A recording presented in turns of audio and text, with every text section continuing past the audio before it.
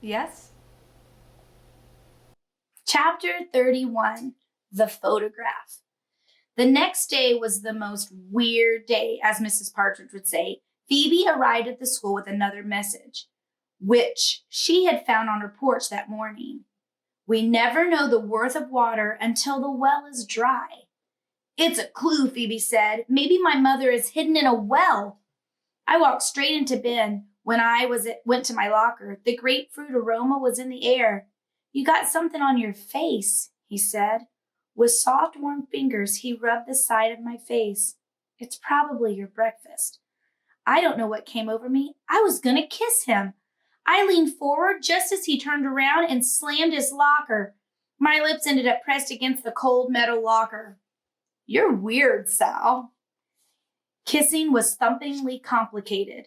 Both people had to be in the same place at the same time, and both people had to remain still so that the kiss ended up in the right place. But I was relieved that my lips ended up on the cold metal locker. I could not imagine what had come over me or what might have happened if the kiss had landed on Ben's mouth.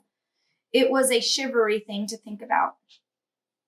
I made it through the rest of my classes without losing control of my lips. Mr. Berkway sailed into the class carrying our journals. I had forgotten all about them. He was leaping all over the place, exclaiming, "Dynamite, unbelievable, incredible." He said he couldn't wait to share the journals with the class. Mary Lou Finney said, "Share with the class?" Mr. Berkway said, "Not to worry. Everyone has something magnificent to say. I haven't read through every page yet, but I wanted to share some of these passages with you right away." People were squirming all over the room. I was trying to remember what I had written. Mary Lou leaned over to me and said, "Well, I'm not worried. I wrote a special note on the front of mine, distinctly asking him not to read it. Mine was private." Mr. Berkway smiled at each nervous face. "You needn't worry," he said. "I'll change the names that you've used, and I'll fold this piece of yellow paper over the cover of whichever journal I'm reading so that you won't know who it is." Ben asked if he could go to the bathroom. Christy said she felt sick and begged to see the nurse.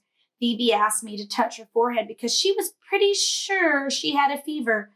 Usually Mr. Berkway would let people go to the bathroom or the nurse, but this time he said, "Let's not malinger."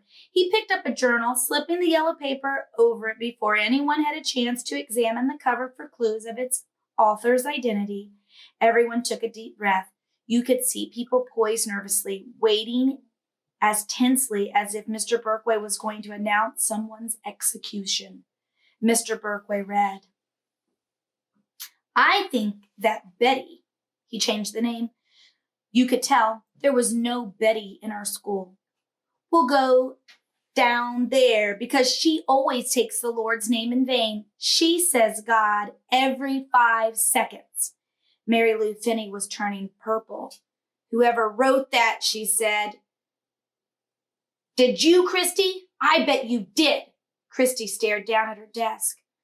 "I do not say God every 5 seconds. I do not. And I am not going there. Omnipotent." "What? That's what I say now. I say omnipotent and Alpha and Omega." Mr. Berkway was desperately trying to explain that he enjoyed about this passage.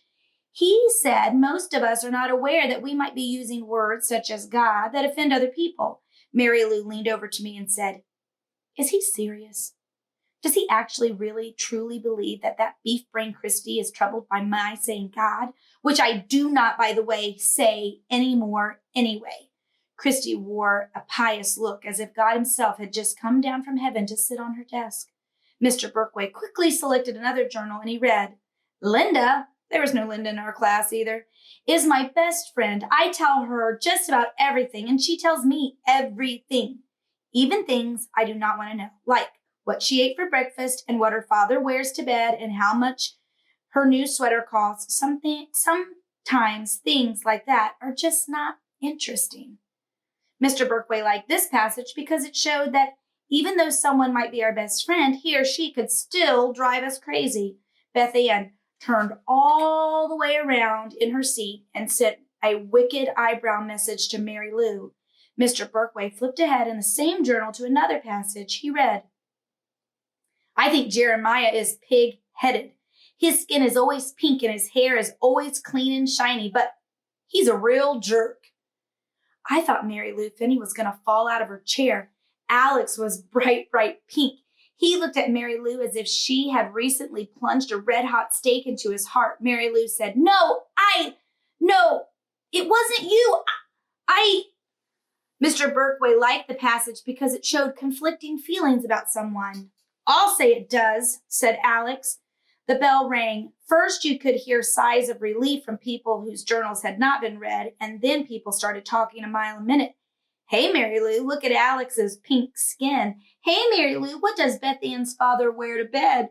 Beth Ann was standing 1 inch away from Mary Lou's face. I do not talk on and on, Beth Ann said. And that wasn't very nice of you to mention that. And I do not tell you everything. And the only reason I ever mentioned what my father wore to bed was because we were talking, and if you recall, about men's bathing suits being more comfortable than women's. And, she went on and on and on.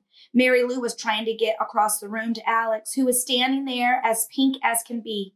Alex, wait, I wrote that before. Wait. It was a jing-bang of a mess. I was glad I had to get out of there. Phoebe and I were going to the police again. We got to see Sergeant Bickle right away.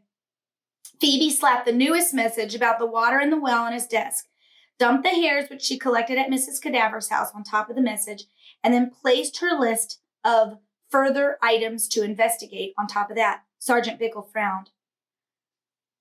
I don't think you girls understand. Phoebe went into a rage. You idiot! She said. She scooped up the messages, the hairs, and her list and stormed out of the office. Sergeant Bickle followed her while I waited, thinking he would bring Phoebe back and calm her down. I looked at the photographs on his desk, the ones I had not been able to see the day before. In one was Sergeant Bickle and a friendly-looking woman, his wife, I suppose. The second picture was of a shiny black car. The third picture was of Sergeant Bickle, the woman, and a young man. Their son, I figured. I looked closer. I recognized the son. It was the lunatic.